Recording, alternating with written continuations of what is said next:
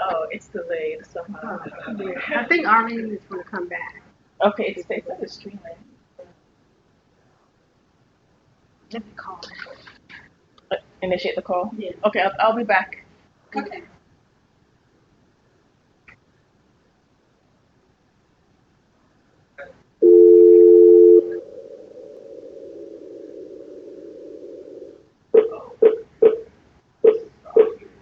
Your call cannot be completed.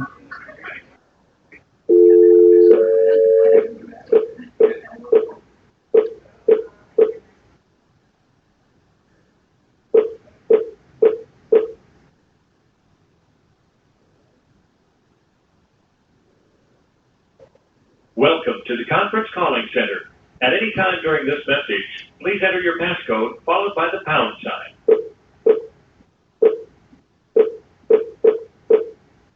Your passcode has been confirmed. If you need technical assistance during your call, press *0. After the tone, please state your name followed by the pound sign. Lenora Hall. You are the first caller to this conference. Please wait while others join. Good morning. Is anyone there?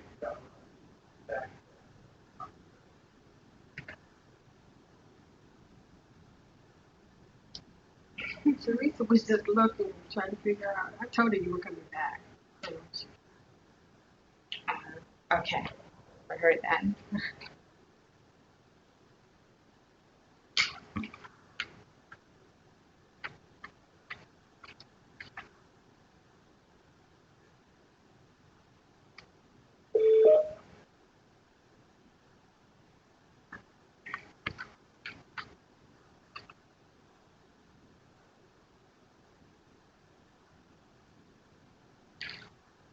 Good morning. This is Lenora. Hi, Lenora. It's Donna. How are you? I'm fine. Myself. Doing well, thank you. We have not started yet. I guess it's about 5. Okay, that's perfectly fine. Okay. I'll have you on mute. Okay. Thank you. Bye-bye.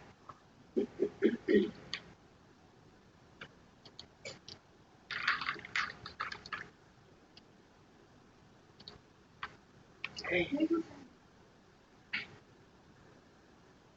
Hey. Listening?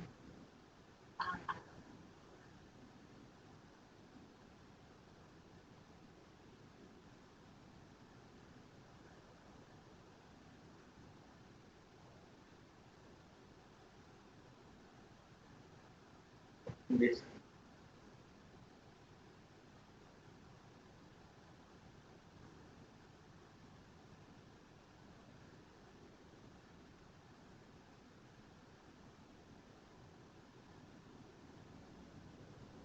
Why on delay? Yeah. Why is it on delay? And I don't know what the timing is, but it's like a 30-second delay. Hey, Hi. sit on the table.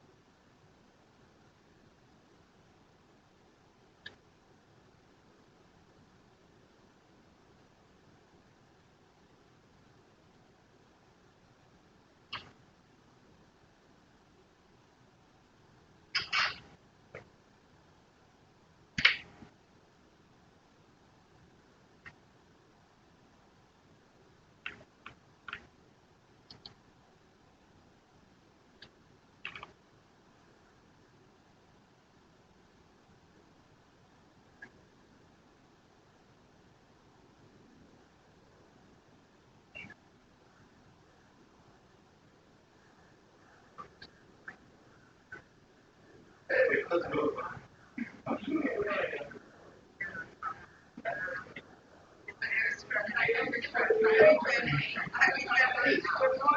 are you? I'm fine.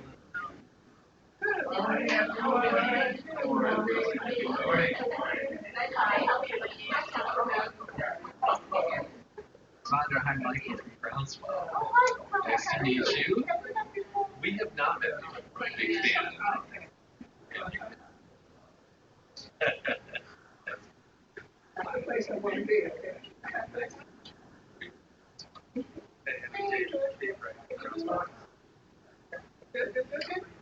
That's good. Are we going to get there? Let's see, where do they have me? Oh, boy. It's so much fun. Did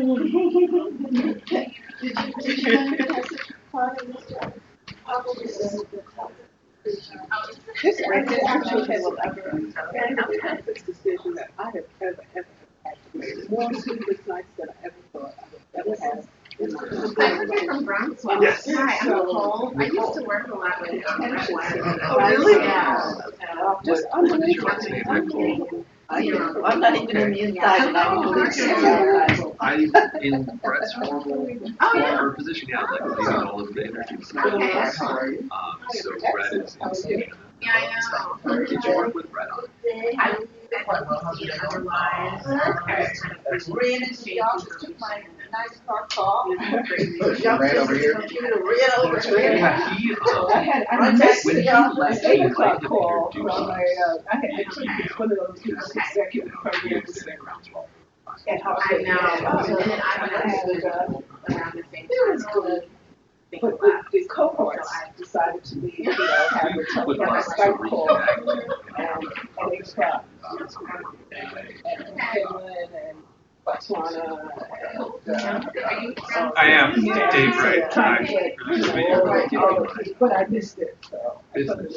Oh, okay, great. Thank you. Oh, that's a new, New logo. Yeah. Yeah, rebranding. So we had a new Yeah. CEO or executive director. Right, right. And she's changed. I like it. Well, thank you. Nice to see you. Okay. All right. So cool.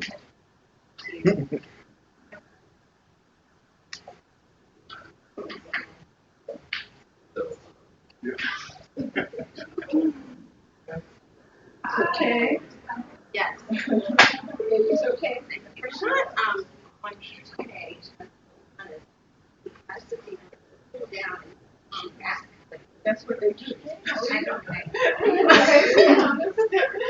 They have a society. Did you do I see, yeah, I actually, I didn't know that. Cool, man. But, he's wearing my Saturday. Hi, Lenore Fleming. So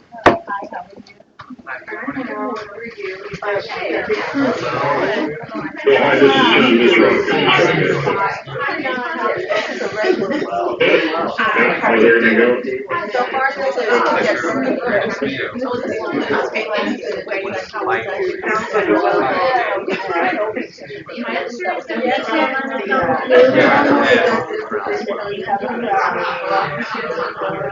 when we started up, they were bigger crowds, right?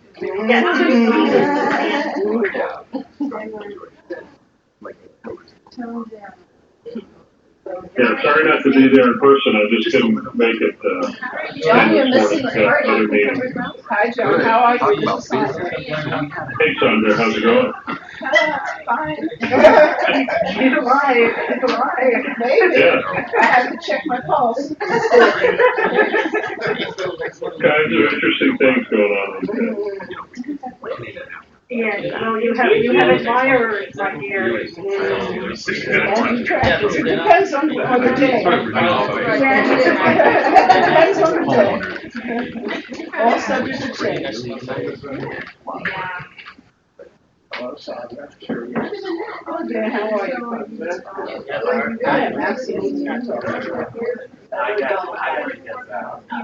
did not talk to you. I don't have a Yes, right. yes, absolutely. I don't, I'm sure you do. Well, that's so easy for us to go. 4:45.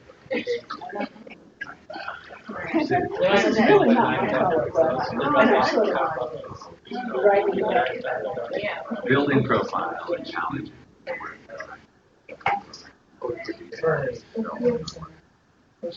Good morning, everybody.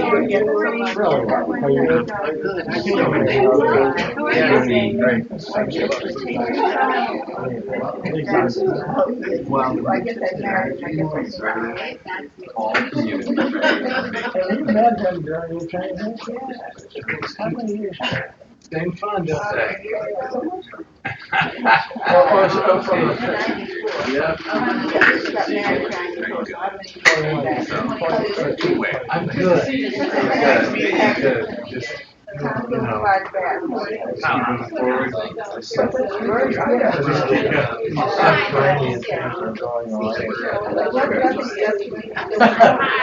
couldn't help it. I couldn't help it.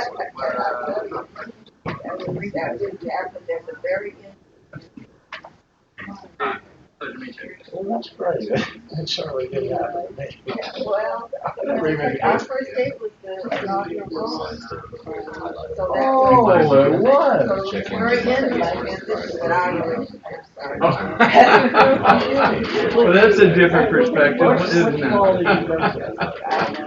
one that was Yeah. It wasn't Massachusetts, it wasn't where, it wasn't either one of our states, it was some other state.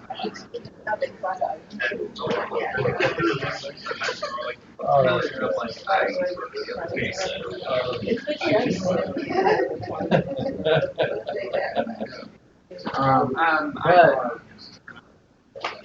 But I don't know what that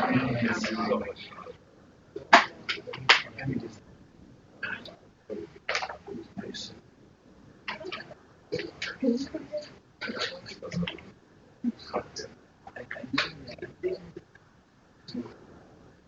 Hey, I don't know if folks are waiting for me to start this from the phone, or I think we should talk about whether or not Betty Ann might be able to help in. Vicki, good morning. Vicki, this is Tommy. We're still waiting for a quorum. Oh, great. Okay, hi, good morning. Good morning. How many people are on the phone? How many people do we have on the phone? I think we might have a quorum. This is John Misrock, and Vicki, you're there. Who else? Donna. Okay, we have a quorum. I think it was Donna and Lenny. Yeah, we have Nicole Steele is also. So great. Okay. Then for I apologize. I had to come to Boston this morning, so I apologize for not being able to be there. And well, you're missing a really beautiful sunny day. So for the others around the table, if you identify yourselves so that the people on the phone know that you're here. I'm Tommy Wells.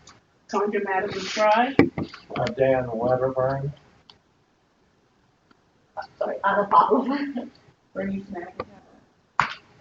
And go ahead and identify yourself there, Teresa. Teresa Lawrence, DOE Energy Administration. Okay. I might as well facilitate. I'm not leading as a member. With your permission, I'll facilitate the meeting. Is that okay with everyone until Betty Ann gets here? Yeah, please. That would be great. yes, please. Okay, the first order of business, and I don't think it's on the agenda, is that, Dan, is this your birthday today? My gosh, it is. Yeah. So, board member, commission members, Wedderbird's birthday. Let's all say. I think we all need to sing. Happy birthday to you. Come on, everybody. Okay, I'm facilitating this meeting. Thank you so much. Well, we're glad you think enough of us that you would spend at least the morning of your birthday with us. So thank you very much. Thank you, Tony. Okay. see the agenda. And what we will do is I will let, does anyone want to make a motion to adopt the minutes from the last meeting? I move to adopt the minutes from the last meeting. All right, so moved and seconded?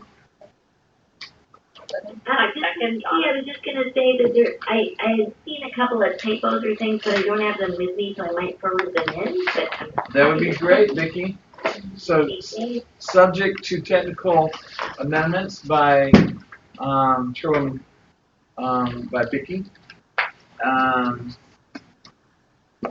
All in favor, say aye.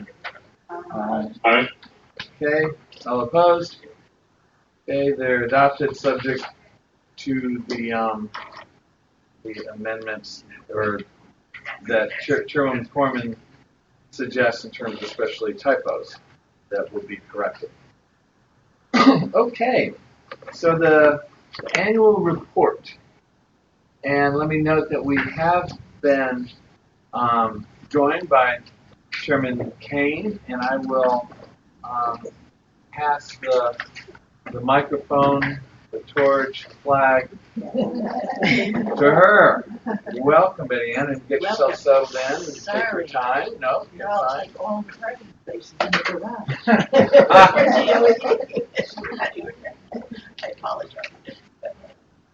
We dispense with the biggest order of business to start with, which of course it's Dan's birthday, so that's been done.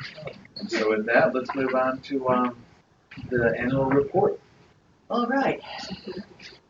So we have a draft, and I think we all want to thank everybody who worked on doing their sections of this and getting a draft report together. And we have some additional, I think, red lines to the report. And draft, is it in here, the draft? Can I just ask, this is Yes. Vicki, Yes, Vicki, go ahead. thank you, I had forwarded to Lenora, Yeah, the draft had some comments from Anna Pavlova in them, right. and Lenny, it was a new part 5 or 6, whatever we're calling it, and we just did, I'm not sure, just to make sure we're all trying to work off the same version, but people may not have it in front of them. If they do, we can, if they don't, we can certainly get it. I don't think any of us have anything in front of us, that's what I was looking for. Yeah. We have the draft report. I know it was emailed to everybody. It was emailed to everybody, but then there was some additional red lines to it, and it's really hard on this to look at red lines. My apologies, that should be here. The copies for that to be recirculated, I don't have Yes. the integrated copies. So Okay, yeah, and if we could, whoever making the printed copies also, email it back out to Lenore, can I ask when she comes back, to email it back out to the people on the phone? So while she's getting Yeah. copies, do you want to Move on to the next Dr. Lawrence update? Yes, let's have the update, Teresa, while we're waiting for those copies, okay? Okay, sure. So just wanted to provide the group a little update on what has happened since we issued the DCSU RFP on February 19th. We had the pre-proposal conference on Monday, March 7th, which was last Monday. There were 7 entities in attendance, and we received questions on the DCSU RFP until last Friday, March 11th, and we will be posting the responses this Friday publicly to the website, which includes the answers to the questions we received, as well as the attendees list with the specific names of folks who attended. And we're proceeding along with the timeline so that we will still be able to make the evaluation and selection process as previously stated, which would be by June 15th. So the ultimate aim would be to have that before council before the summer recess. So that is still on. Thank you. The responses to the questions, the names of the people who attended, is that available just to the bidders? Or No. that will be publicly posted? Yes, it will be publicly posted to the website, the same place we will we'll state exactly where it is, and also we'll send it out to folks who have, expressed an interest, just to make sure there's maximum. She said for the bidders. No, you said you would post the bidders. Yeah. That is the names of the persons who have expressed an interest or who came to the bidders Right, conference. the folks who attended the bidders conference. You want to share those? Well, I can list the entities. Okay. Okay, so we had Vermont Energy Investment Corporation, Lockheed Martin, Lime Energy, CB&I Environmental and Infrastructure, Public Performance Management, New City Energy, and the Downtown DC bid. New City Energy. New City Energy. What, Vicky? I just missed the third one, please. The third one was Lime Energy, Lime. There were a few representatives from Lime Energy. And refresh our memory when the actual responses to RFP, the goal of selection is June 15th. June 15th. Following your internal review of the best and final and all those things, I guess. When are the actual bids due? Currently, the bids are due on April 4th. April 4th. That is, there may be some new information also coming out on Friday about that, but we have to make sure it's posted in one place all on Okay, Friday. that's the current public schedule. Correct. I know sometimes when there are questions that get raised during the conference, something that sometimes means to respond to that. Yes. Okay. Very good, thank you. Are there any questions about the RFP process? Thank you. Maybe we should move on and have the update from Kid Trade View. And then that will allow us to spend all of the rest of the meeting doing the annual report. Okay? Thank you.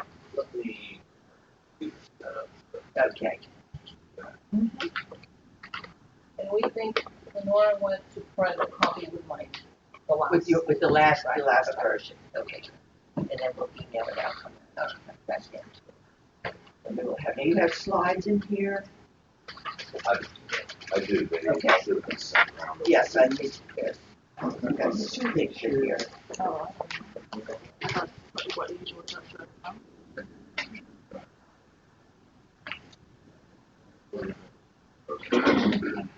Can I email this to? Yeah, you email it. If you Email send to you? them to Lenora. So you can, yeah, email it to send it, right? Or Saturday. It's the Never mind. Yeah, it would have been the one Saturday. Saturday. Thank you. Okay, we actually have in your packets two updates from SEU. One is dated November 24th, and then the other one is March 12th. And that's the one we're working on, Fred, March 12th one.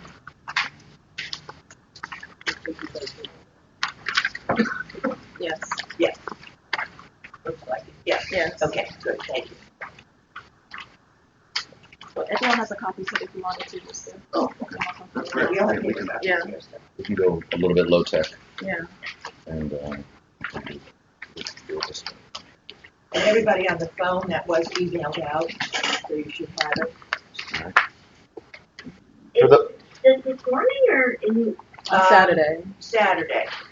Oh, It was emailed out Saturday. Laura was very busy over the weekend. Are they able to, are the people on the phone watching us on the screen? They can. I'm not sure if they are. Depends on where they going are. to try. Because we could put, We have printouts of what was emailed to us on Saturday. Yes, Yes, I have a copy as good, well. okay. because otherwise we could put this on the screen. That's, people are watching on the screen. Well, I have a This copy is as well. I Facebook. got emailed the copy as well. Okay, okay, so I guess we're okay. Does somebody mind forwarding it to me? I don't think I need. Will do. Okay. I'll forward it right Yes, away. that's being done now. Thank you so much. Good morning, everyone. And Mr. Convener, members of the board, Madam Acting Chair, and assembled guests this morning. For the record, my name is Ted Trabue, and I'm the Managing Director of the DC Sustainable Energy Utility. And as always, it's a pleasure to come before you to provide you with an update on how we've been doing over the last probably 6 months or so. We're about almost halfway through the fiscal year, and I don't think we've had an update with the board at all during this fiscal year. So we'll talk about how we've been doing this fiscal year, talk about some of our programming. We'd like to talk about some of the programming we will be launching later in the fiscal year. And finally, as a fourth note, well, maybe not the final note, we'll talk about our spending. We'll show you where we are currently this year. And then we'll talk about something that we really haven't spent much time talking about in the 4+ years during which we've made these reports to the board, which are some of our Green Jobs workforce development activities. And with us this morning are Cheryl Dove and Glennis Wade, who coordinate those activities for us.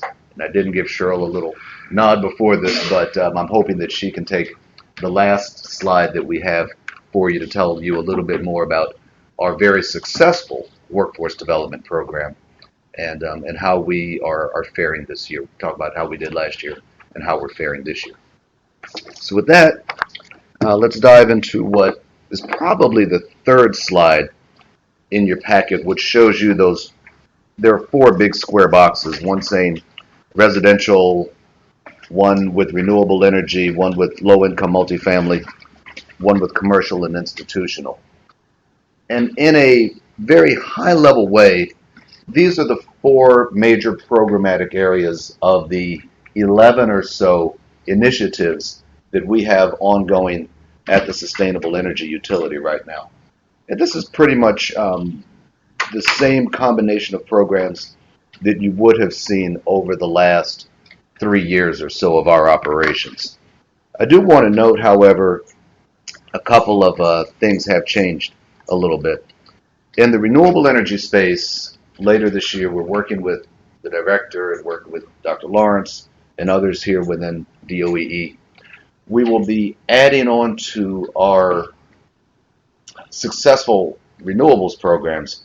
In the past, we've been primarily focusing our renewables programs in the low-income space and in the multifamily space. This year, for the first time, we will also add on some work in the small to medium-sized commercial space. We're very excited about the opportunity to tap into a market that heretofore has not really seen a lot of uptick in terms of adoption of renewables. We talk about when we launched our renewable program back in 2012, we looked around the city to see where there were already installations of single-family renewables.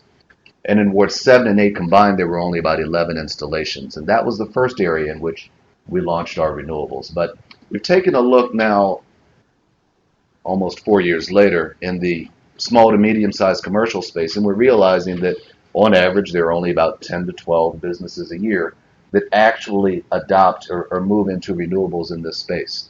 And so we've had several conversations with the director and many more with the staff to talk about what will it take to move this segment of the market into some adoption of renewables. And so we have an offering that we, after a little bit, we know we have to move some money through the city council in order to make this operative, but we are very, very hopeful that we can get this launched this year. This will be a new space. Ted, I'm sorry. how will you define the small to medium commercial customers? Right now, we're looking at customers who are on Pepco's low voltage rate with a maximum installed capacity. We're looking at some of the systems at about 30 kWh. And do you have some kind of target numbers for how many you would like to get this year? Yes, about 20 to 25 is probably the target this year.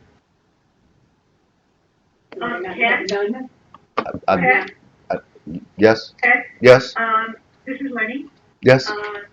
Good morning. Have you worked out a means for collaborating with the PACE providers in the city with respect to the small and medium, small commercial enterprises? You said the what providers? PACE. PACE provider. Yes. We will work with PACE as well on this offer. How are you planning to do that? We've already been in conversations with PACE about a number of other programs. I would think very similarly, integrate PACE into some of these offerings. We have not approached any businesses yet with this offering. It's still on the drawing boards here within the organization. So we have not, in fact, approached any businesses yet. And we can't do that until we officially, of course, launch the program. Did you indicate, Ted, that legislation might do that? Not legislation, but in order to move the money onto our purchase order, because it is more than $1 million between the low income and the small and commercial offering, that has to go through the council for passive review. So it's not actually legislation, it's about a 10-day passive review process. Not to Ms. belabor Frank? this, but will you be moving money from the low income to this, or where is this? No, This new money? we'll be moving money from the Renewable Energy Development Fund on to additional funds onto what we already received from the Sustainable Energy Trust Fund. Ted, are you aware that the city's budget director included the $6.3 million in the Renewable Energy Development Fund, money that they were proposing to sweep in the general fund? I'm sorry. No, That wasn't true. I just wondered. what they did is they put every OTIs on a list of saying, can we sweep? And we said no, so it's not going to be swept. Right. Good. It just Okay. turned I out. mean, Yeah, I thought I saw that as well, and it was partially in response to the letter that you wrote. Yes. I don't know if it's partial response, but Subsequent. well, I have made a commitment to the board, I made a commitment to testimony on behalf of the city, reminded them of that, but what they did is they took a big handful of spaghetti and threw it against the wall, and there's some things that are not able to stick. That's good. That's good to hear. That's very good to hear. But it just is every year, you have to keep an eye on those funds. You were exactly right, and let me assure the board, the strategy is going to be is that we're going to commit the money much faster. That our first year of getting the $6 million came out, and we're going through this process of trying to figure out how to move it out through both a contract amendment, which should be faster than through RFP process, but we'll give a more full, actually should have been on the agenda, more full explanation of where all that's going, but we're starting working on next year's already before we get confirmation. We'll know by May what that is, but so both things, first to reassure the board that it's not being swept. The second is that that we will also take steps to commit it far earlier the moment it touches the city. Thank you. Go ahead, Ted. Thank you. Thank you very much. So, all right, that pretty much concludes that slide. Let me go to the next slide. So you're saying nothing new in the other 3 boxes? Nothing really new in the other 3 boxes, I would say, yeah. And some of the different programmatic thrust, I should say, Marcus Walker, our Director of Operations, will come up and talk about that in the slide that follows this one. Just wanted to give you kind of a rough view of where we are in terms of our savings year to date and where we are against the benchmarks that have been laid out for us. You will see on the following chart actually all of the benchmarks that have been laid out for the organization. As you know, we've been in discussions about moving 2 of these benchmarks into a tracking only status. The largest energy users benchmark and the peak demand benchmark. We will have a contract amendment that we will execute later on and move those into tracking only, but we put all of them before you this morning so that you can see roughly where we are, and I'll do a comparative for a couple of these to just talk about if you had looked at this chart a year ago, what it would have looked like versus the way it looks today. The biggest difference I would note is in the first 2 performance benchmarks in terms of the reduction of consumption for electricity and the reduction of consumption for natural gas, items 1A and 1B. As you can see, we're very far along on the electric savings benchmark and not that far along on the gas reduction benchmark. Again, if you had looked at this chart a year ago, it would have been the exact opposite of this. About a year ago, we probably had almost hit the benchmark for natural gas reduction. We were lagging behind in electricity. This just happens to be a reverse year over year of those. And so we'll talk about how we intend to make up ground on the gas side. Marcus will talk about that in a moment. The second benchmark. Yeah, it's money again. Yes, ma'am. Yeah, I recall reading in the studies of the recommended changes to benchmarks that there was a recommendation to begin counting natural gas use in serve rather than metric cubic feet. Are you going to begin doing that? That was a part of the new BCSU RFP that has not currently taken effect. It's still an MCF. Under the current contract. Under the current contract, that has not changed. Did you hear that, Becky? Lenny. Lenny, I'm sorry. Lenny? Yes. You heard that, okay. okay, that the MCF is part of the current contract and the THRS is part of the RFP for the new contract. Yes, but from the perspective of understanding performance, why not just do it? Is this written in the contract of how it's currently being reported? Yes. It sounds small. I realize that it is, not small to everyone, but that's a change in the contract. And I don't think there's any,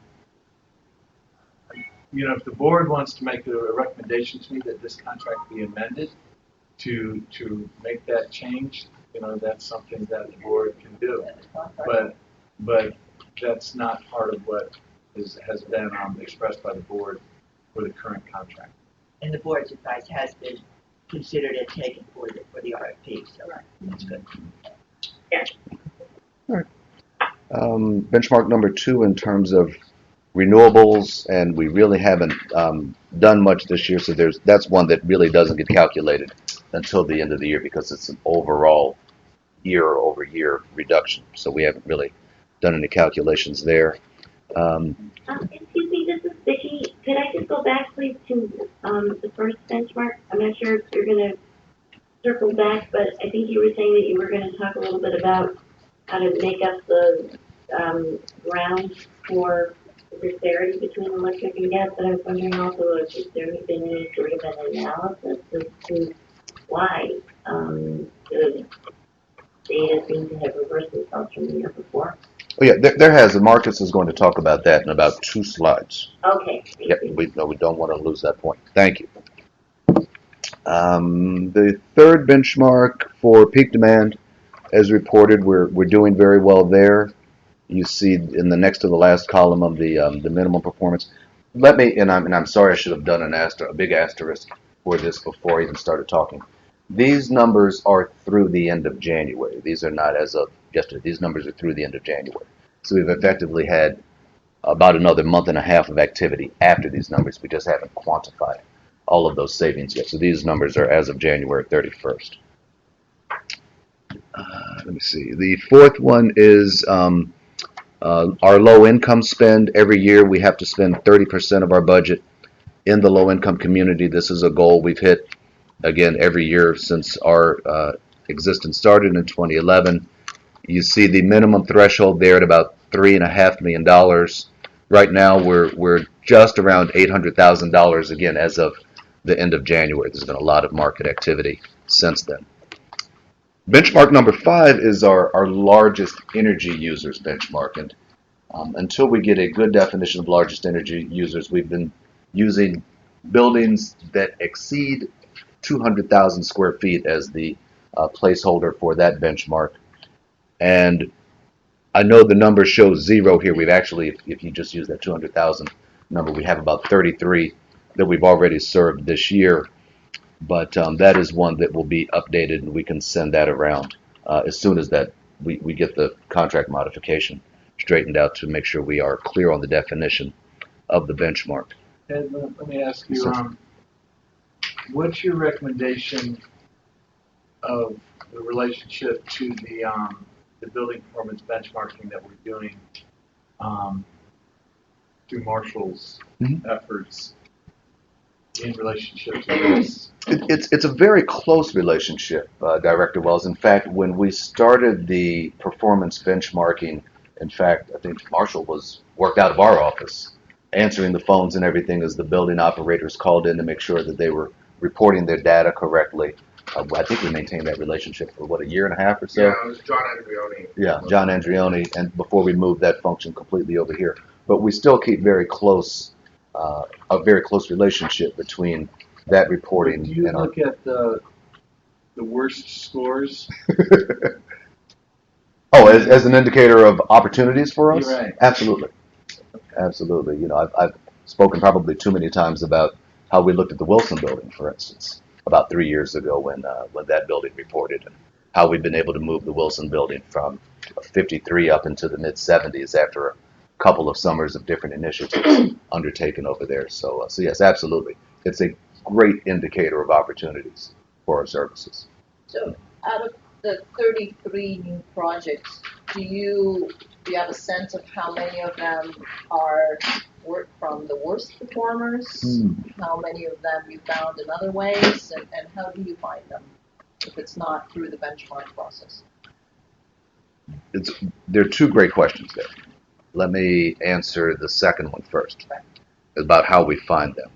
We have account managers in our office who maintain relationships with many of the largest energy users here in the city. And when we started many of our commercial offerings back in 2012, we started with some of the, what we call lower hanging fruit, which would have been lighting primarily in a lot of these commercial buildings. And we're going back to a lot of those customers to see whether or not they've adopted, maybe 4 years ago, whether or not they're willing to do larger and different projects now.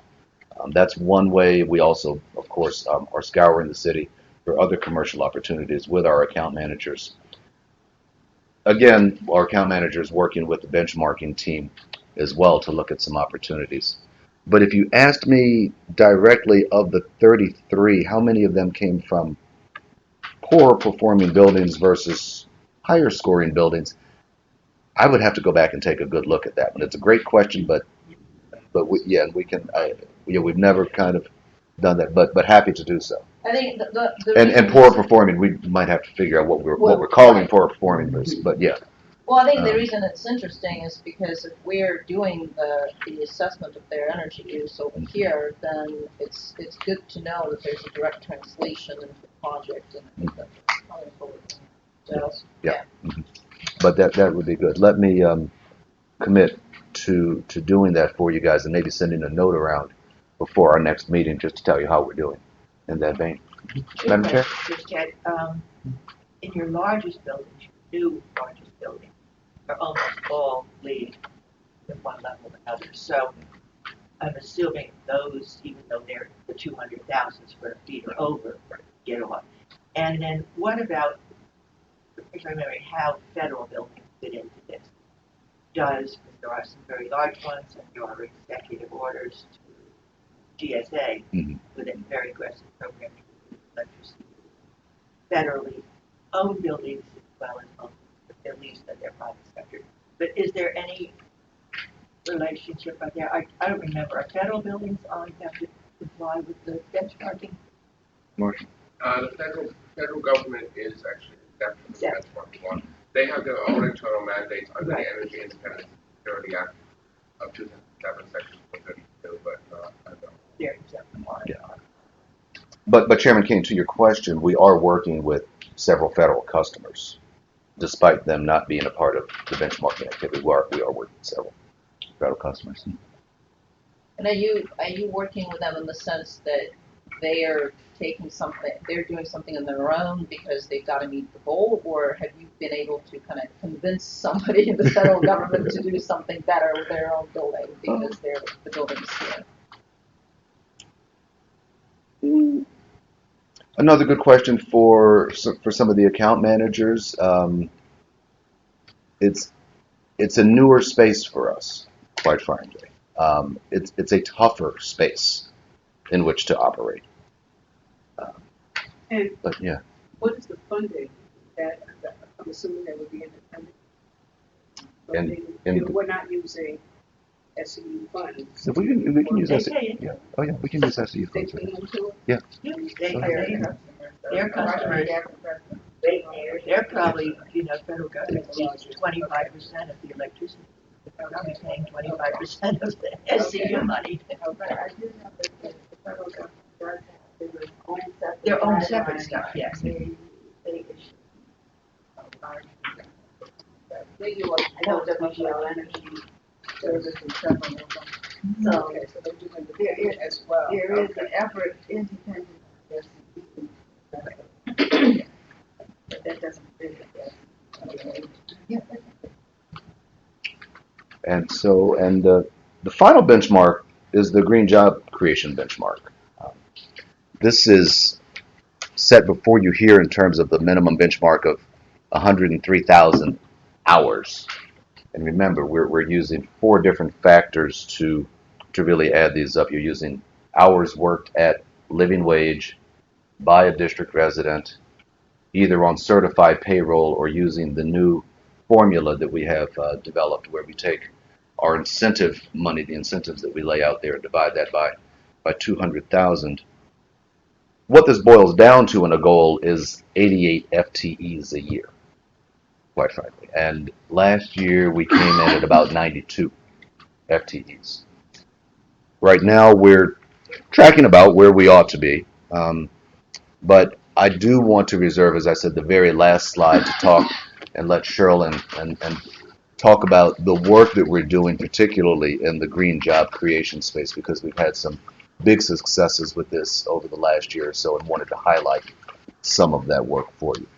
So I won't talk too much more about that goal. We're on target for it, tracking well, and having some different sorts of successes with it than we've had in the past. And so, like I said, we want to talk about that a little bit more. And one more question, to go back on the generating capacity. Yes. You said you can start looking at small business. Yes. Have you had any interest expressed or any outreach to anyone who wants to do community solar under the city's Community Renewable Energy Facility Act, which has been in place now for 2 years, which is that in middle ground between individual homeowner rooftop solar and then businesses, although businesses do community solar, community renewable energy. Right, and there for any of this money. Right, and the director might want to add on a little bit to the response I'll give here. The way we're looking at our offerings this year, the Department of Energy and Environment is going to do the community solar piece of the work, and we're going to do the single-family low-income and the small to medium-sized commercial offering. I think there's 2 questions in there, though. Okay. One is the chairman asking, in general, has anyone looked at the SCU because of obviously your capacity on, do modeling and all that? Yeah. Has anybody from the private sector looked at the SCU to assist, technically or otherwise, with community solar? And the other question, of course, is what our plans are to jumpstart it and invest in it. Right, and Chairman Kane, the response to the first question is articulated by Director Wells is yes. We have worked with some private concerns who have expressed interest in a community solar offering, and something that is very exciting, and something that we've had a number of discussions, not made any decisions yet, but it is something that has been brought to us as an area of interest. Have you seen any trends in terms of where those locations are they in particular wards? What, without revealing any privacy issues, how would you describe those? There's really only been one conversation, with one client, so I don't, want to say there's a trend necessarily that I can show because there's only been one conversation. Yes, I couldn't say that points to a trend per se. I would just say it would be nice to see those developed in, those communities instead of underserved communities. Right, and that's exactly why, I would be interested in hearing when you get those types of. And I was going to say, because the law does not limit the membership in a subscriber or development to individual residents. Right. In other words, a group of small businesses area, shopping area or something, could do community solar also, or it's kind of an aggregation thing. So I'm thinking of it more in terms of your small business program. That don't forget that the Community Renewable Energy Facility Act is there, the rules are there, and maybe some money from the SCU might be just Enough to get it over the hump. So what Ted alluded to is, of the $6 million from the first large chunk, reserved a chunk of that to try to do 1 megawatt of community solar, primarily low income, but we've asked the DGS, which is our government agency that owns the land in the district, we've asked them to identify either a brownfield that's not going to be developed or other spaces that can aggregate, create that. And so that's going to take a little while because DGS then will be the contractor, because since they're the landowner, the program will go through them according to our criteria. And hopefully that will be not only a way to help people with their power bills, but also show what's possible. And the one thing that I've asked, and I don't know if we'll do it or not, but I'd like for it to be on the ground so that the community where it's served by it can see it. So we're trying that. But the next round, hopefully will also, again, show what's possible. And, we'll run the program or the proposals through you guys for input of how we do the next REDF funds to continue public purpose of promoting communities. My office has been working very closely with a number of the larger faith-based institutions, and that would be an attractive option as well for them. We've had a program that, and working with PACE and the SCU. So that's another area where we can look to, particularly for those really large mega churches that are in the city and are surrounded, by that. I also wanted to just a little reminder, the Treasury, the Federal Treasury has a bond program for brownfield for energy. I don't know what the district's allocation would be, but that is a resource to consider. That's an interesting point, and also EPA has grant availability for siting renewable energy facilities on brownfield. But I was going to ask if I could better understand, given the fluidity of the definition of what might come under this community project, how the split is happening between COEE and SE and the utility. Okay, the split between between the SEU and DGS is that we believe we're going to need about $3 million plus for the community solar. So we've separated that amount. The other amounts, the remaining amounts, go for small business pilot that Ted talked about, and repeating last year's program of getting solar on homeowners that are at fixed and low income. And that's another 130 or 100. 140. We're trying to do, There'll be another 140 homes. yeah, the goal was 130 So last year. We're going to that's try to do essentially 140 this year. The split. Thanks. All right. So I hate to belabor this. This is Donna. So clarification, it would still yet be, when you mentioned the 130 to 140 homes, that's similar to the program that was implemented last year, which was Solar Advantage. Is that correct? Yes. And then coupled with that would be the build out of this demonstration type project around this 1 megawatt of community solar at a to be determined location. Is that correct? Yeah, that will be run through DGS because they're the landowner. That will not be run through the SEU. But it would be funded by FDU funding. No. Fund with REDF. Okay. Thank you. I think at the next board meeting, to do a comprehensive presentation on the status of REDF, where previous funds have been invested, where current funds, and then new You'll funds. know by March 31st, I think is when they will have to pay their alternative compliance fee. We'll have our report by the 1st, going through all the details. Renewable purchase. All right, so let's turn the I page, think, and Tommy, that would be very helpful. I agree. I'm going to let Marcus Do we Walker. have an update on when these programs are going to be rolled out? Well, that's what Ted's been talking about. But what the two Low-income rebate program and the small business program, when are they going to be rolled out? That, as Ted mentioned, that is currently, we have to go through a process downtown to get the funds added to the DCSU's contract. So as soon as that is completed, the programs will be officially launched and they will be rolled out. We're hoping that it will be very soon. We have an estimated time frame? We thought it would have been by now in terms of when the It's programs before will be council officially. to hit the $1 million change. Right, it's going through the process to get to council. So it's not in front of the council yet? No, the 10-day passive approval has not yet started. I checked in again this morning to see where it was. I'm waiting for a response. Yeah, I don't want to go too far into it unless the board needs to. I think that, Teresa, is that where the contracting folks said we needed to attach the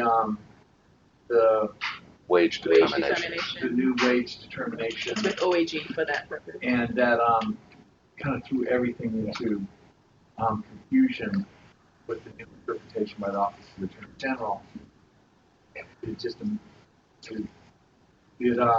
I think are we on the other side of that yet?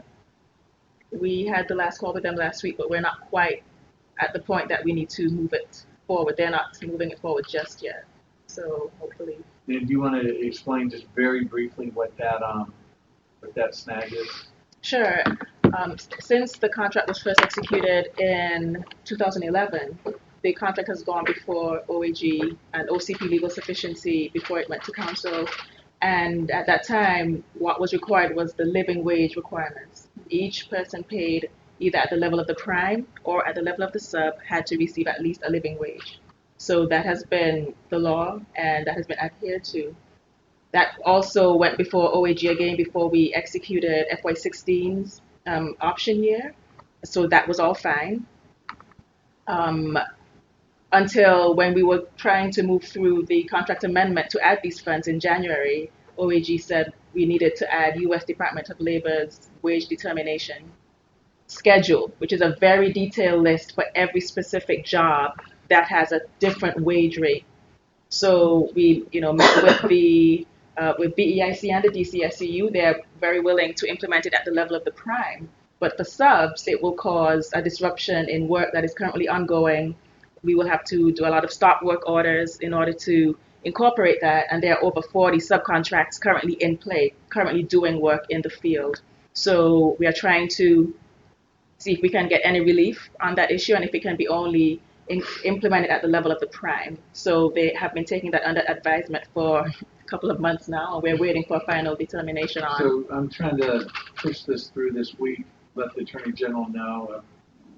Trusted the process, and now it's starting to get in the way of being able to do our work. But that's, for those of you not in government, that's what you're missing. Okay. Marcus. Sure. I'll try to be as brief, but also as informative as possible. And I just wanted, before we move on to the next slide, I just want to remind everybody that what you're looking at are results as of January 31st.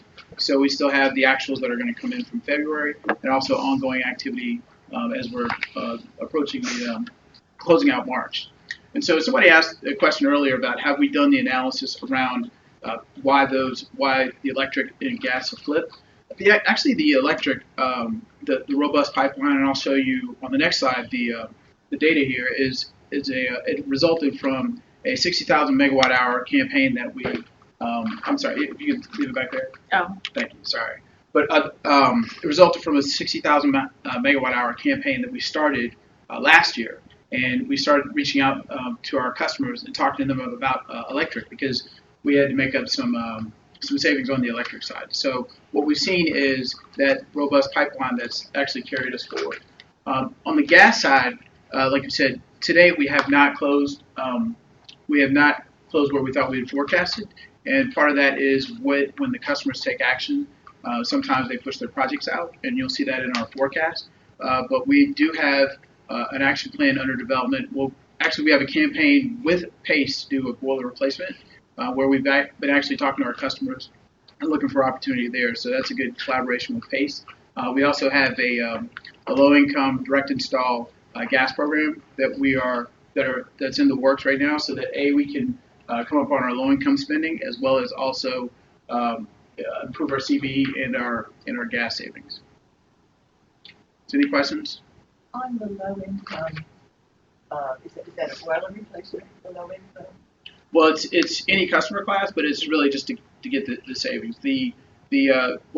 So I talked about two different things. So I talked about the boiler replacement with PACE. With PACE. But then there's also, and that can be commercial, that can be low income or the like. Right. But then on the low income side, we are actually working on, we're going back to some of our customers based on some of the maintenance data that they've given us and looked for opportunities in the multifamily space. It's multifamily. Yes. Is this a marketing issue from your perspective? Is it that consumers don't know that these programs are available? I wouldn't necessarily say marketing. I think we're trying to find folks at point of need, as well as also just some awareness in a lot of the work that we do with our vendors, getting them, like working upstream with the distributors and the suppliers to make sure that they're also pushing these rebates, and also working with the SEU. That's really what we found. It's not a question of are we hitting the airwaves, or do we have brochures out there. It's really about engaging at the right level within the value stream of the market. Marcus, just as you know, Washington Gas has been facilitating that. Oh, absolutely. We did it in the past. It sounds like the pipe stream there is sort of like the overflow from last year for the electricity side. Yes. Didn't have that same type of cross the year flow. Right. And yes, Washington Gas has been quite helpful. You all put your, I think on the call center wait times, you all used to advertise that. That was very helpful. Gave us a lot of visibility. I think what's also important here is that we are looking for opportunities of a certain size as well, so that we can get to the level of performance that we're trying to achieve. The boiler replacement is a good way to do that. Thank you. Absolutely. Yeah, just one more question. Sure. Again, on the multifamily gas, these would be where this would not be where the individual tenant in a multifamily is paying their gas bill. Is that correct? Right. That's correct. Okay. What I wanted to ask about was, it's not relevant now, was coordination with the low-income gas discount program the Commission runs, and the DOE administered for us, and with LIHEAP, where you identify those gas customers, individual residential gas customers who have very high bills, or have bills that are higher than the average, and target those for appliance boiler replacement. But Right. this is a different program. Yes. Now, to that point, we are doing that collaboration on the affordable solar side, where we're looking at, not for gas per se, but when customers who are, some of the more indigent customers from the LIHEAP program, we're trying to roll them into affordable solar and then subsequently weatherization as well. But not for gas savings necessarily. But that's They're probably the same customer. Right. Yeah, probably that, but you could also work with, you can't share the customer to direct it that way. Yep. Thank you. So what you'll see here is I just want to show you our spend to date, and just to remind everybody, at the 6-month mark, we do have a contract requirement that requires us to spend 40% of our budget by the end of Q2, and I think we're well on our way there. Again, these are results as of the end of January 31st. So it doesn't have February, March coming in yet. And I want to talk about just briefly about the gap here. The gap between what we forecasted and actuals, these are opportunities that, again, if the customer is not taking action when they said they were going to take action, we have to keep a rolling, 12-month rolling forecast of opportunities and projects that are that we know are out there. And so some of this has to do with whether or not we actually close the project in that month. So we talked about pipeline and what we're doing about it. So if you can see, I think this also gives us a good idea of where the drivers are. So we have about 13 programs, but our main programs that are going to close that gap around the savings, particularly on the gas and electric side, are really in our custom space. So it's working with the largest energy users.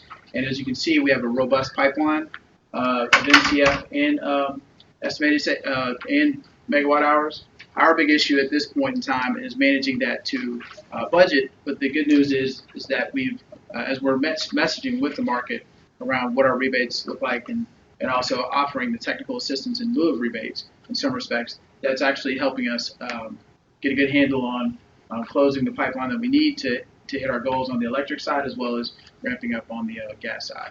And so when we look at the 145,000 MCF, at this point, we're just trying to get the right mix between all of our programs and budget to make sure that we hit the projections that we're trying to hit. Any questions? Great. Cheryl and Glennis, if you all want to talk about workforce development.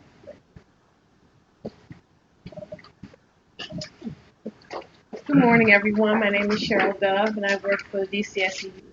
And one of the things that we do is work with the Workforce Development Program. Now, this morning we've looked at some really great numbers that give you a reflection of where we are. But what does that really look like from the program side? I think that the Workforce Development Program is an example of how we actually implement the mission of the contract. Specifically, we were talking about increasing the number of green collar jobs, which is one of our benchmarks. And one of the ways that we do that is through the Workforce Development Program. The intention of the program is to help DC residents that are underemployed or unemployed to actually develop and seek careers in the green economy. It's a pathway to the middle class, in keeping with what the mayor's initiative and focus is as it relates to our workforce and our citizens. So the individuals shown in this photograph participated in our program. They were our last cohort, and the program consists of helping them to develop both their soft and hard skills, as well as leveraging the relationships that we have in the district in order to help them to get externships.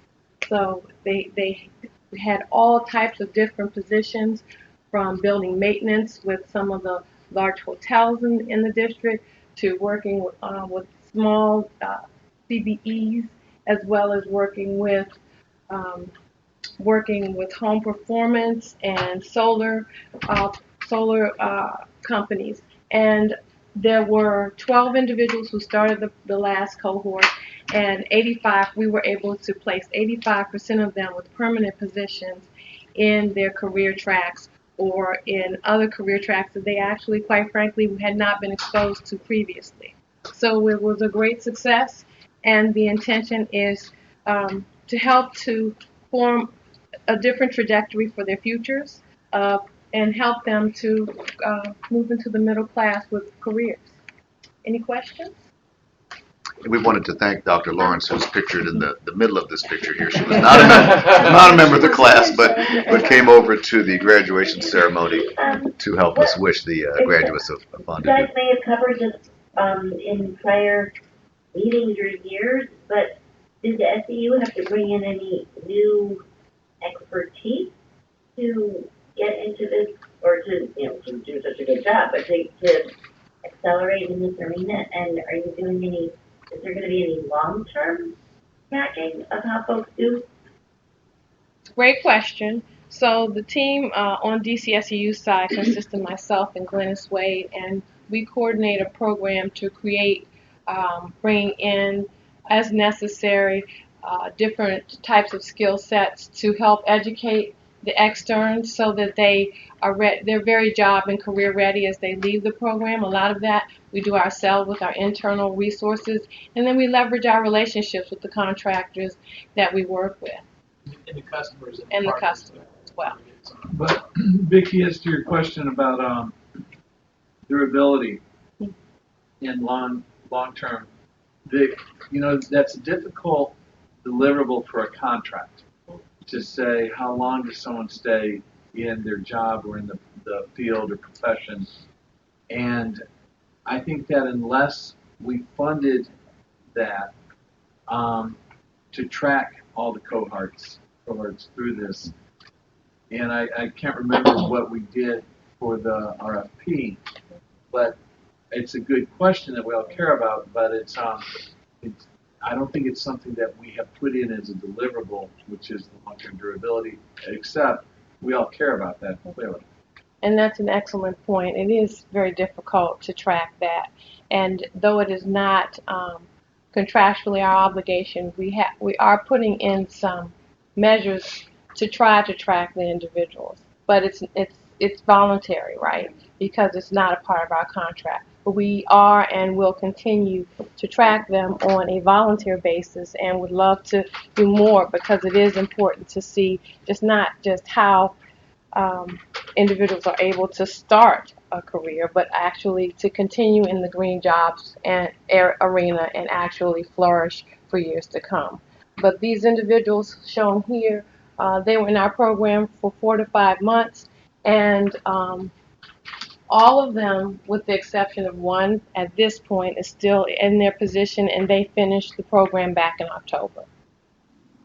Well, that is an important criteria, because it really is meaningless if we're not able to create sustainable green jobs. Because, just this sort of an ad hoc 6-month program, we're in and out and we get a fresh crew, doesn't make a meaningful difference. So I don't know, I understand that it's not part of the SEU contract, and I certainly appreciate your volunteering and interest, but we have to move that further to make certain that this is institutionalized for the city. Not just, Absolutely. And Sanjay, we have to come to an agreement on what measures success.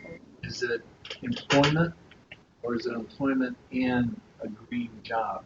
Because clearly, as we all started in different places. We're doing now. But thank goodness for those experiences, because they got us here. Right. So we would have to come to some agreement on what constitutes success. Yeah, and my issue though is that the green jobs are the jobs of the future, and clearly employment is a good thing, and I want to see everyone employed, even if it's at basics. But I know that in terms of the development of the future and empowering, our youth, and particularly, that untapped resources in certain communities, that we have to do something to make certain that those future jobs, those green jobs, those, the things that are going to actually be real, are filled with people that need them and deserve them, and give them the skills that will sustain them in that area. And I agree with you wholeheartedly. And I think we're not at odds. No, I mean, you have an idea of what would be successful, but how we track that. I think of a young woman who worked for Anacostia Groundworks, and they basically would, clear out the trash traps and things like that. She's now unemployed because she's getting a degree in wildlife management in Utah. And it has nothing to do with cleaning out trash traps. I think it's kind of a green job, but it's still a traditional thing. So we have to come to agreement on what that measurement is. Yeah, we definitely have to do that. And just to give you an example of some of the stories that make it challenging to measure the success, and important to identify the definition of what success is. There was a young lady here, she's standing in the middle with the tie on, and she worked as a BPI auditor for our program in the last cohort. Clearly a green job. And we helped her in not just developing her technical skills, but also developing her soft skills and her abilities to flourish and have confidence and to manage her day to day as a project manager. And so subsequently, she actually was able to get an internship with GE in Detroit, and she's going to go through a rotation where she'll go through mechanical engineering fields. Some of them will be green job focused, some of them will be more on the programmatic side. But the skills that she learned, she will take with her, the ideas and the technology and exposure that she will receive. Clearly, if she goes into designing cars, she will have that energy knowledge that she did not have previously. So being able to measure all of that really is important to look at how we define success and how we measure success. So I think it's a very important thing to do. There's two issues. One is, and that's a spectacular story. So one is in terms of the public outreach piece. Stories like that should be, shouted from the hilltop. That's great. The measurement piece may be more, technical or tricky to do. Can you just explain, please? I think when everyone was saying it's not in the contract, did people mean it's not in the SCU contract, or it's not in the contract that the SCU utilizes with the subcontractor? It's not in the SCU contract to actually measure the long-term success of the green jobs created through this program, or any green jobs created through the DCSCU. Right, and part of that is because they measure expenditures with SETF funds. So once they move off onto someone else's books, they're no longer required to track that officially. And I wouldn't advocate that be an SETF function, but I would hope, it seems like other city agencies that deal with employment issues might be, because one of the debates I think we've had on this board a long time is the cost. And the more you put on requirements for implementation, the more it costs. And the product that you're delivering is increased, and that's a problem. Mm-hmm. So, but can I just ask a quick question? Is it a requirement, one, in the new contract, and that's being competed now, number one, and number two, I understand, fundamentally that you can't do an in-depth tracking necessarily, but it doesn't seem an excessive burden to have people who have been supported, to agree to report in once a year, right? At the very, as to whether they're employed, if so, generally how they're employed. Because I do agree with the sentiment that everybody said, which is that a first job or a first skill job doesn't necessarily mean you'll be in that thing forever, but it can be tremendously valuable and basically get you into the workforce in any number of ways. And that's wonderful. There's nothing wrong with that. That would be, in my view, a great accomplishment of the program. But I don't think it's a excessive burden to put a tracking function in there. Given the fact that we made a significant point of the fact that this is a unique type of agreement that we have in DC for job creation. So if we're going to make that be a unique part, we should at least make a stab at tracking. Yeah, and we do.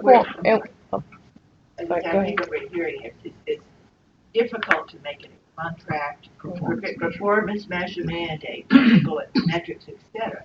But that it's useful, and it seems to me that you're sort of doing it anyway, at least in some informal and maybe a little more formalized way, kind of try to keep up with, keep in touch with the graduates, if you will, of the program, and even just to be able to tell those stories and just, ask them to kind of keep in touch and outreach and all of that. I mean, my first job was selling candy at JCPenney, so well, for customer skills. But it would be interesting to kind of try to follow people if they're willing to keep reporting back and kind of keep in touch. And we do. So that's why I said we track it, but it's informal because they have to. It's on a voluntary basis. So yes, we can look at possibly doing more in those areas, but I really didn't want to go into. I wanted to be respectful of time, but just as I gave that short example, every single individual up there has a similar story, and it is such a privilege to work for this program because you really do see the impact of what the SEU is doing. They work on a plethora of different areas, from benchmarking, which was mentioned earlier, to working with the Marriott. It's just very impactful to see the change in these individuals' lives and to see them go from not knowing what they wanted to do or having the right skills in their tool set to be successful to seeing them become very ready. I hope that was very clear at the graduation, that they really are very, very ready and excited about the next steps of their lives and have not just a job, but really, really deeply rooted and committed to careers. So it's an honor to be a part of this program and really great to see these individuals' lives change so dramatically. Yes. May I go back for a moment? I mean, I think these Dan are, is raised his hand. Just a minute. Whoa. Dan has raised his Dan, and after Dan, we'll get to you. Thank you. That's okay. Excuse me. This is Dan. I have a couple of questions. The second one's a serious one. In that photo you have, who is that rather handsome man on the far left? Who is that guy? This gentleman here with the tie on the far left? Yeah. He looks a little bit familiar. Yes, He's been able to sustain his job. So that was graduation. Graduation. And both Ted and Marcus were not a part of the program, as you pointed out so amply. But it was just this photo to congratulate them. Same thing, of course, with Teresa. Okay, thank you. My serious question, by the way, I think what you all are doing here is just absolutely terrific. It seems to have been the history of the SEU. In fact, this is a sub-question. Is the SEU still 100% using DC employees? Yes. Yeah, I mean, I think that is utterly fantastic. My question.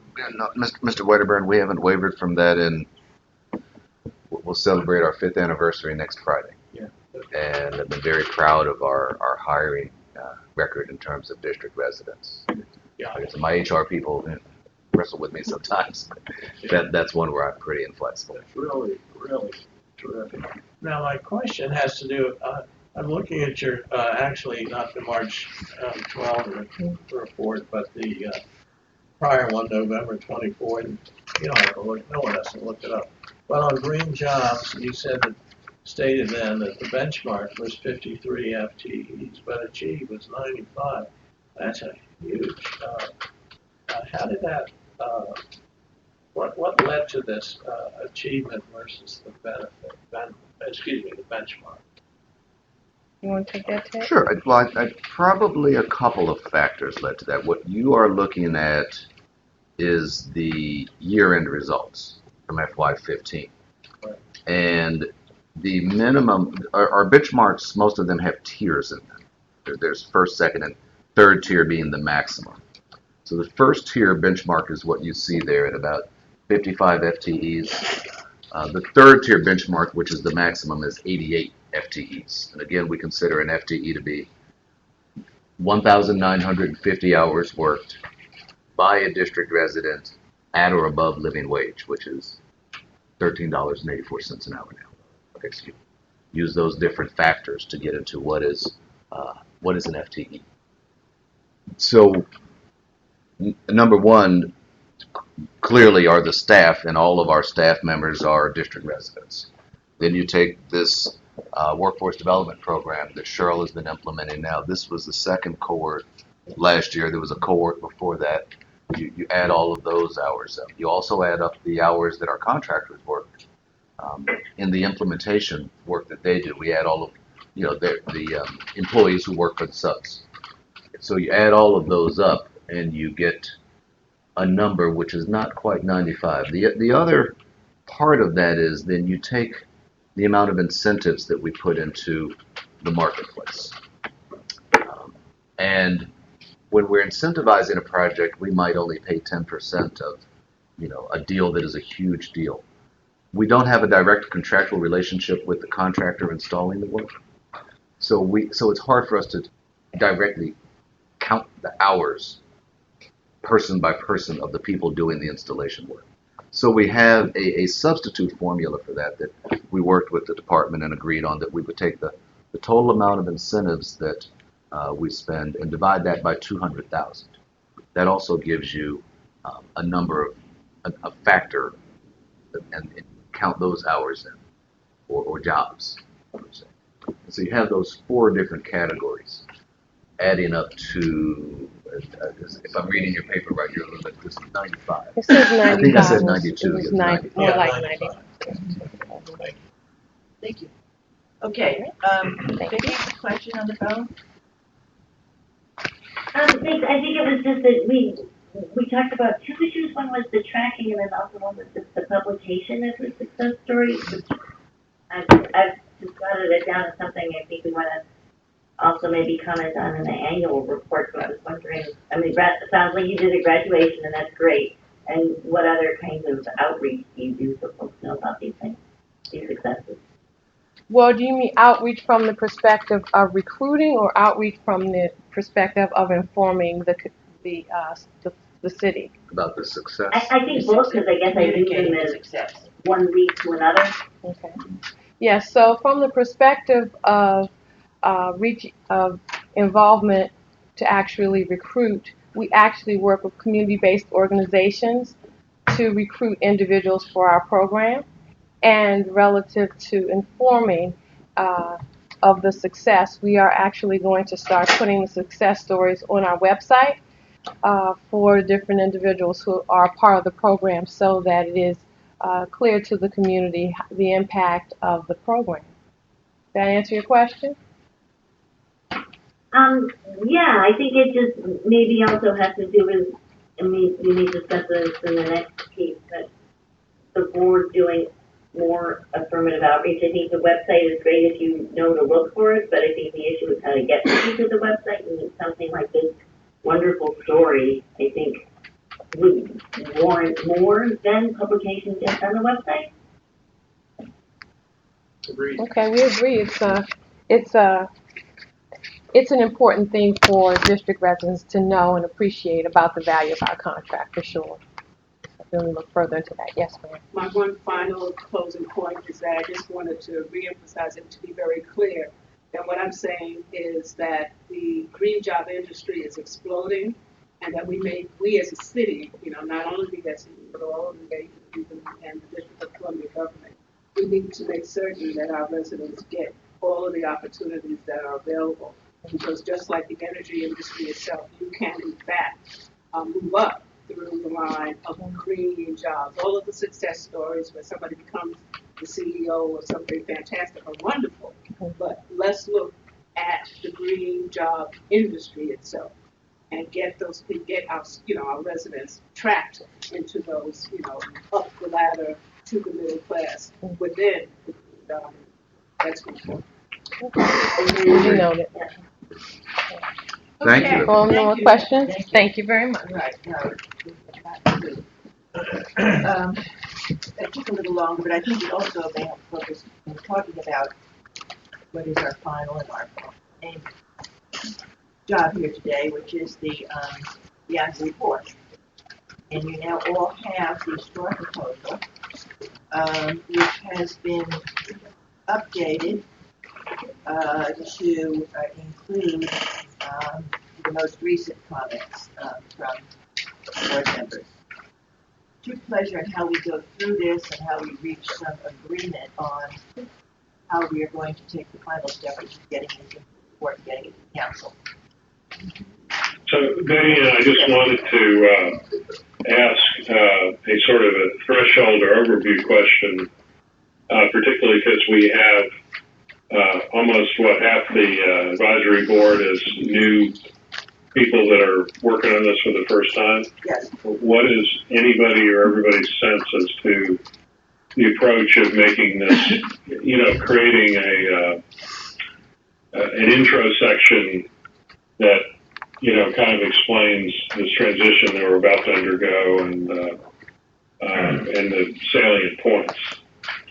I'm also asking that to Tommy as well, if he thinks, because again, you're a great bellwether of, what do you think of our approaching this, this way? Do you understand what I'm asking? Is was it useful to sort of cue this up as this is the big picture of SEU, as opposed to just saying, here are the metrics, here's what they did, here's what they didn't do, type of thing? I know I would find it helpful to do that every year, to remind people of the big picture, what SEU is. I think it's a very good approach that should be done yearly. Not only are there new board members, but there's new council members.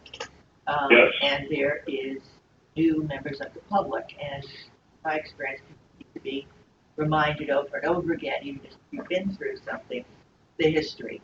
And so I think a brief history of the how the SEU was created, what its purpose is, what its funding is, where the funding comes from, those things that you have here are very useful as an introduction.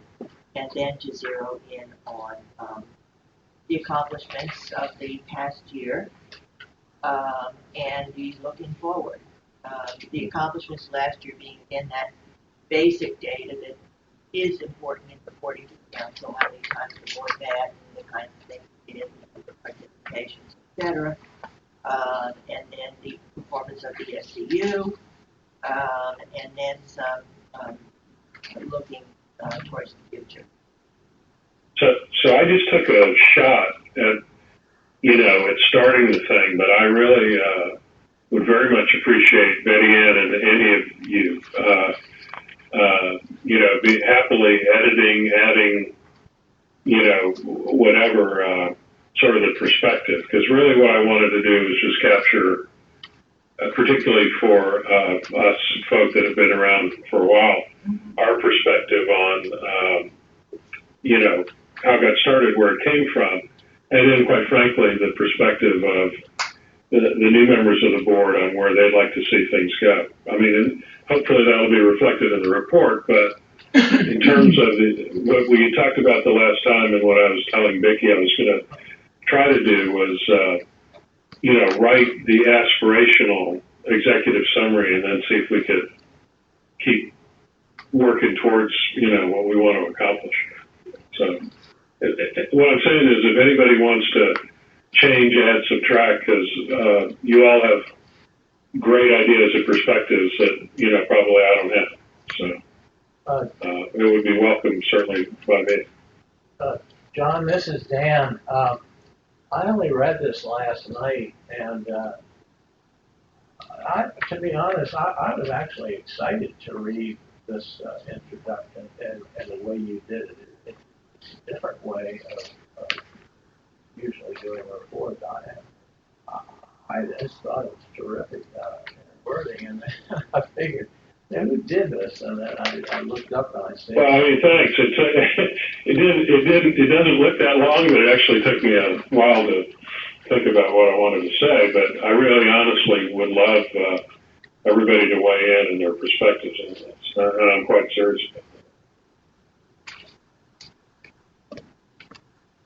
And as a newcomer, I would definitely encourage the continuing folks to compass their accomplishments over the years with this organization and with this effort, because I do think it is an opportunity to say why the board matters and why the board's expertise is relevant to getting DC and to have even more successes in this arena.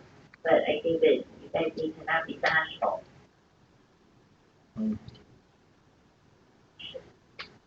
Okay, so John, you're asking for maybe some input and edits into this first edition. Yeah, I mean, basically, I took the first shot at what I thought we ought to be saying, in the big picture.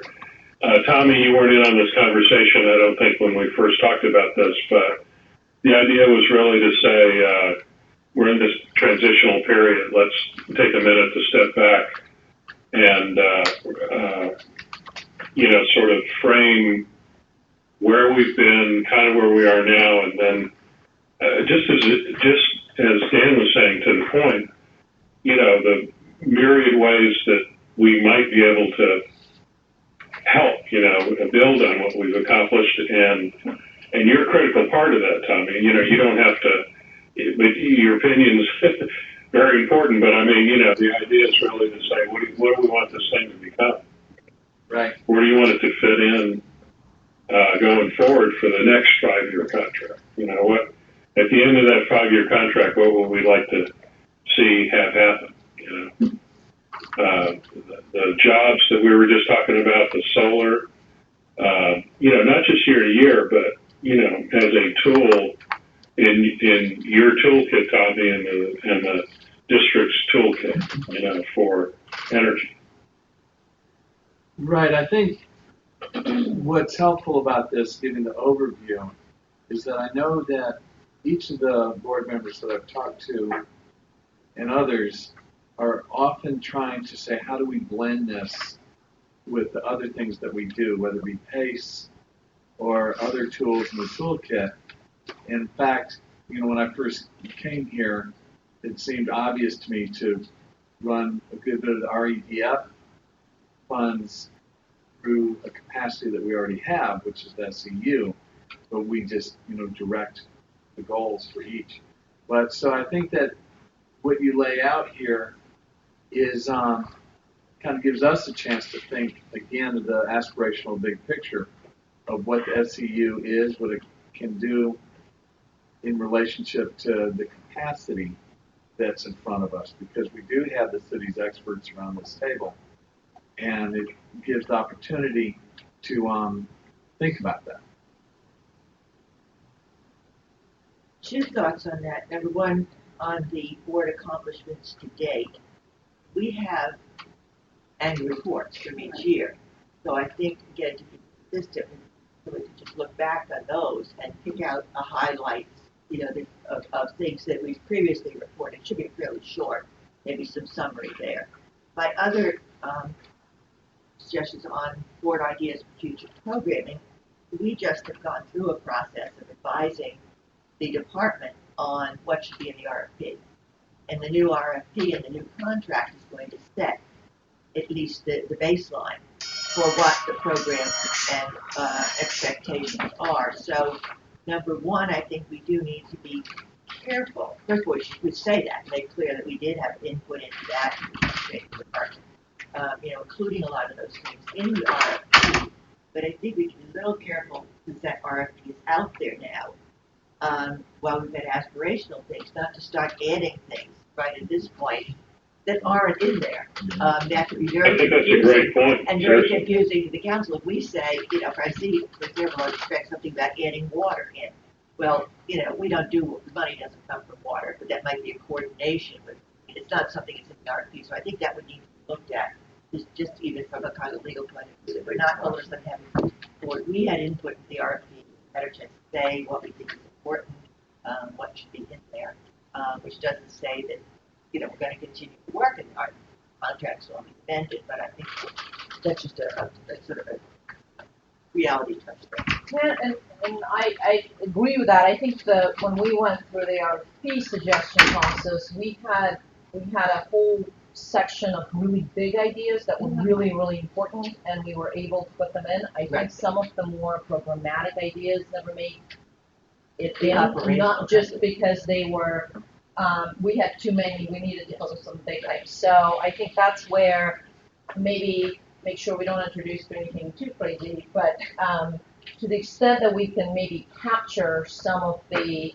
smaller things that could be useful within each section, within each of the 4 boxes, I think we can still do that. And that's what I was trying to do with my comments. I haven't seen any other specific technical comments to the group, but and I think it's a good point about the consistency with the new RFP, and maybe the issue is that it's something like water, which I nominated, didn't make it into the top 10 of the board.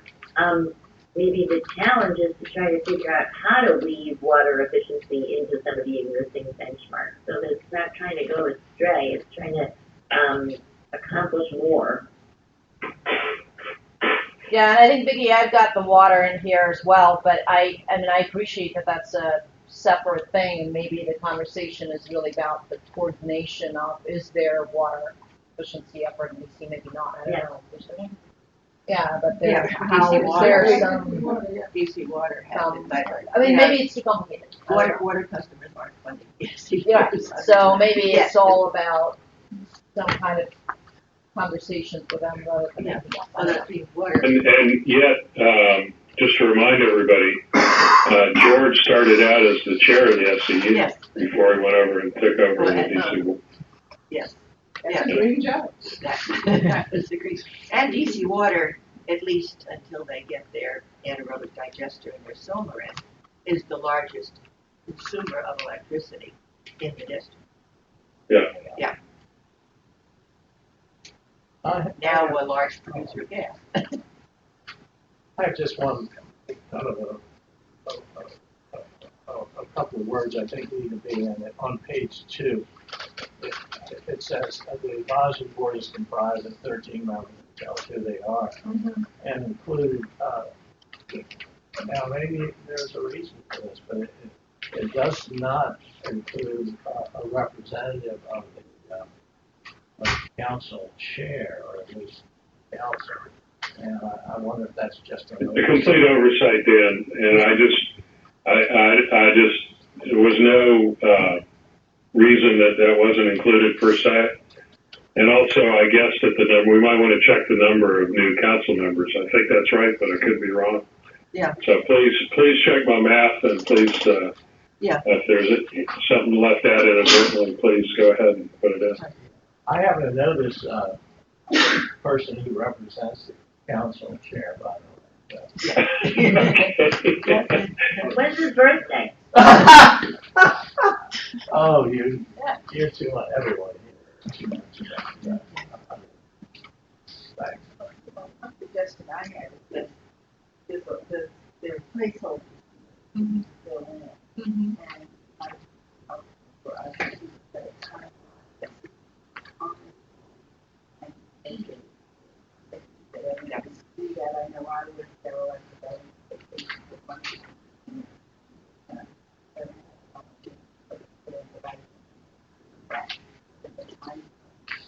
that people want in a process finalized. Yes, I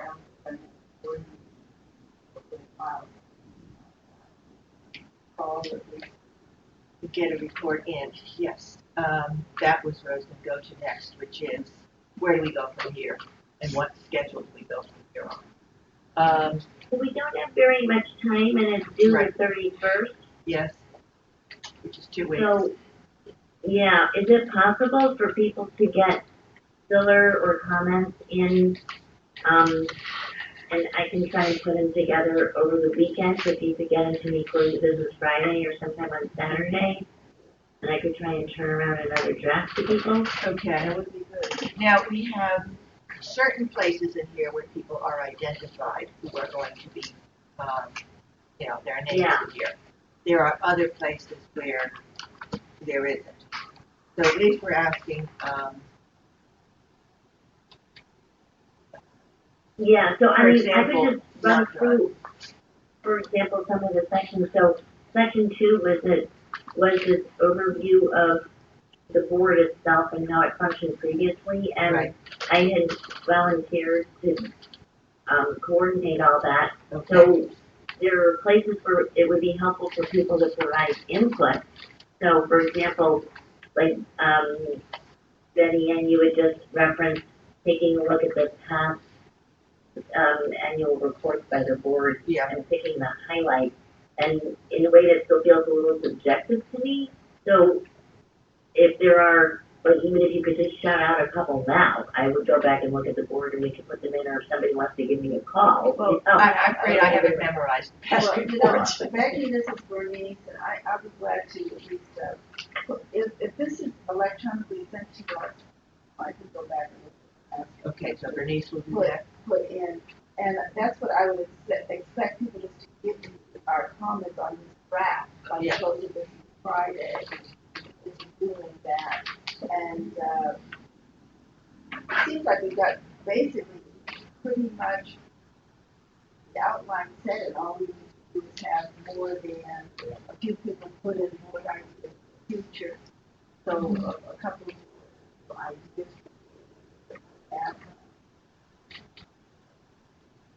Vicki, on the Yeah, that would be great. I think that the whole, have to do with describing the legislative changes, and maybe we don't need to do that. Maybe that. Well, there were legislative changes that occurred during the last fiscal year. They should be included because they're important. Yeah, so let me just note, I am working on that section, and I will also getting input from Kareem on that section that I'm drafting, so I'll probably get that to him no later than tomorrow. So I will capture all of the legislative changes historically. Okay, so that's where it says on page 6, Donna, it says C, Vicki, and then it says 1 legislative and regulatory changes. Are you doing that? Yes, I'm working on just purely the legislative changes that have occurred in the background on the legislative changes since its inception, since it was implemented. Okay. It's probably numeral 3 on page 3. Right. And so that's helpful, thank you. And I think part of the reason for trying to get some of the sense of what are the high points of the legislative changes was to go along with what John was saying. We're taking a step back, we're saying where have we been and where are we going, and so just to understand institutionally how the board changed, or how the SEU changed in outlook, I think would be helpful to underscoring how we're intending to accomplish what we want to accomplish in the future. Okay. And So set it up for a lot more. Okay, so that takes care of page 3, and then under that, in the row number 4, discussion of the status of the board's recommendations. And we're doing that. Sandra, you're doing that. WC is doing that. We'll get that to you by Vicky's right about it. Thank you. And may I just note that while we've been sitting here, the utility guy just flashed in front of my computer and talked about the Exelon Pepco merger rejected by the ratepayer advocate. So we know you've been busy. Just barely, as have other people at the table. Yeah. This was just today's news in the last 20 minutes, even though we've seen it in the news and all the other things. So this time we all know there's been a lot of busy It's Monday, so people are catching up. No, it's been in there before. They keep repeating the stories because there's Okay. Down to page 4, I don't see anything. I think that looks pretty done. Page 5. We get down to, board ideas for future programming. And I think this is here we want to mention that the board, had input into the considerations of the RFP, into the things, and that they were, a lot of them were accepted. And then, what do we do with the rest of this? I guess probably just comments on the part that you've got here in red. And Vicki, then this is what I guess I was getting to hear, legislative and regulatory changes. This would be different than the summary of the legislative changes that have occurred that Don is doing. This would be our recommendations for future legislative changes. Is that what you were thinking of? Yes. Yes, okay. The latter, yes. And there have been some things that we're on the record as the board saying that we wanted, some of which have been done, like easing up on the fiscal year limitations, those things. But changing the date of the report. And then you've got solar question mark. What is that about? That was a follow-up from, I think, something that John had talked about when we were in the RFP comment perspective about solar being relatively new, or the ability to spend on solar being new. I think it's more coordination matter. Recall earlier in this session, there were questions about the community solar, et cetera. And, one of the things I tried to write about was what the board does going forward, what its role as a coordinator. And that's a good example of why coordination is necessary. And, you and I have done a little bit of head scratching as to whether there exists sufficient mechanisms for the board to coordinate, or whether there needs to be some sort of legislative or administrative directive to encourage or enable greater coordination. Okay, because I see that comes up under number 5, looking ahead. Yeah. So maybe that's just duplicate there. We've got a paragraph there under 5D about coordination. So I have a question on 5. Yeah. The purpose of 5 is really not on the project programmatic level. This is about just how the CU is going to address some of the big structural issues of how they organize, how they report. We really, is that what that is? So, looking ahead. I think the 5 was supposed to be, and there's 2 5s now, so maybe one is 6. So one's looking at the SEU accomplishments, and we commented on that. We talked about whether or not the board's ability to comment would be aided by awaiting the Tetra Tech report. I erroneously called it the General Page report, but that was a few years back. And that's apparently something that's going to be dealt with in the next year. And then we talked about, and this is just again looking backwards, whether or not to just adopt a report that existed, and we found that there wasn't necessarily one that had that fit entirely. The report that was done in aid of the RFP reform was not as holistic an overview as the Tetra Tech report will be, that will be coming in on the same day that we set for ourselves that we're submitting this report. So that's what, for the sake of the discussion, 5A and Lenny's first. And then 5B, or Roman 6, would be, where do we want to go from here? And I think it's both planning as well as, it could be objectives, but like Betty Ann says, I think within the contours of, or the constraints of, the mechanism that we have. I have a question for Tommy. Since the Tetra Tech report was actually made available when it was produced, which was in September, why it is that it's not something that's been formally accepted and that we could reference? Is there an issue with that? Well, the FY14 Tetra Tech contract, the FY14 Tetra Tech report came out earlier than September, but that's just when it was recirculated to the board. And we don't yet have the FY15 Tetra Tech report, because that will be coming out at the end of March. And it will be finalized shortly thereafter. Okay. So we put that on the agenda for the next. Yes, we will. They'll come and brief us. All right. Are there any other questions about the timeline and the assignments and the additional opportunities for input? Do we want to set up a conference call? Do we want to set up a conference call for the following week and that the board members are here? Yeah. And that way we would have our final sign off, hopefully, if we get all the comments by Friday, then we could set up a conference call to finalize that report that following week. Vicki, if you get all the comments from everybody by Friday, close of business, when would it be realistic that you might want to turn around a new edited report, pretty almost fleshed out, so that we could schedule a discussion on that, a discussion on it? Well, my goal would be to work on it over the weekend, because it would be easier. And maybe if there's a couple of holes to fill in, and leaving an ability to talk to people, so I would shoot for Monday and Tuesday at the latest. Have something back to people by the close of business Tuesday? Yes. Okay, if we write close of business Tuesday, that's the 22nd, and then a conference call to discuss that. 23rd or 24th. Vicki, what's your time frame for that? Yes. I'm pretty good. Name a time so we can check our schedule. People seem to be fond of Thursday at 4 o'clock. Well, that works for me. Yeah, I can only do starting either 4:30, maybe too late, or before 3. 4:3? Yeah, I have a, 3 o'clock would be good, or 2:30? 3 o'clock on the 24th. so no, I said, sorry, before 3, so I have something from 3 to 4:30, so if we Go. wanted to do 2:30, for, how much time do we need? An hour. An hour, yeah, so then we can do either 2 o'clock 2 o'clock or 4:30. 2 o'clock on the 24th. I have to check. On the 24th, yeah.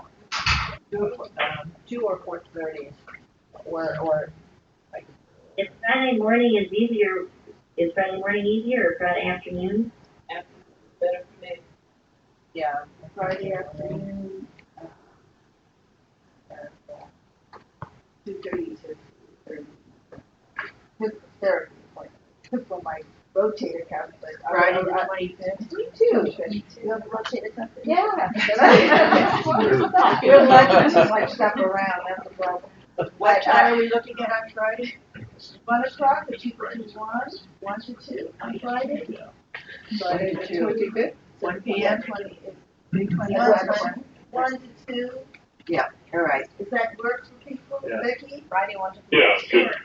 Friday the 25th. All right, so let's recap. Comments and rewrites to Vicky by Friday the 18th, close of business. Vicky will circulate a revised and hopefully near final report by close of business on Tuesday the 22nd. There will be a conference call to go over that final report on Friday the 25th at 1 p.m. And then the goal will be hopefully anything after that is in the order of fact checking, spell checking, etc. With the goal, which leaves almost a week, to get it done, final, and then back to and to be submitted to the council. Okay. Okay, that works for me. Thank you, Vicky. I just wanted to say for my comments, I think some of them I'll take some out, but then I can also put some of them in other places. So for example, we're talking about public-private partnerships, I can just, since we already have something in another section, I'll just clean that up so it's a little bit. Very good. Thank you. All right, thank you all very much. Thank you, everybody. Okay, are there any other new matters to come before the board? All right. Thank you. Tony, when is the budget hearing? April 12th. April 12th is the budget hearing. The budget is released on March 24th would be the budget.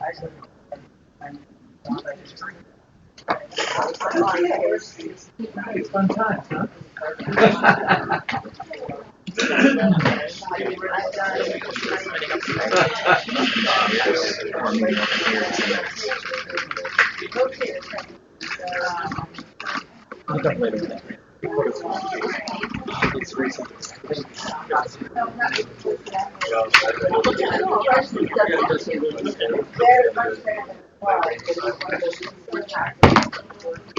Hi, I'm Michael Reed. Okay, Michael. I wasn't in that meeting. Oh, you weren't in it, right? Okay, great.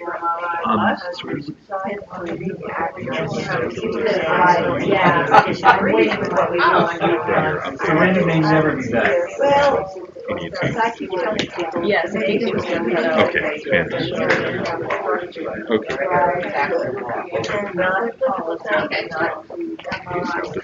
Yeah, they didn't bring any of mine, so I understand. If not, I can just, I guess I don't have business cards.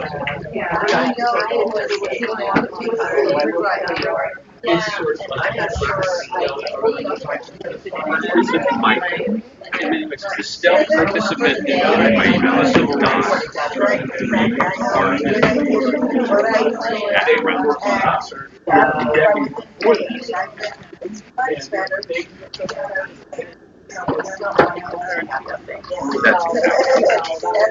All right, thank you so much. They were the brains. They were the brains, and that's what I'm interested in finding for the. I would love to. Every Like, one, who's out there, they were Probably Lindora.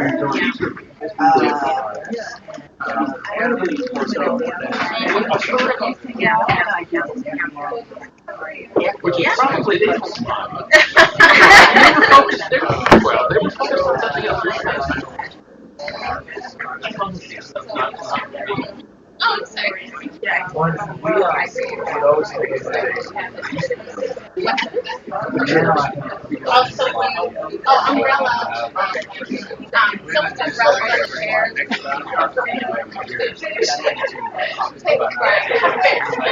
is nice, it's not easy, it's not your, it's not busy.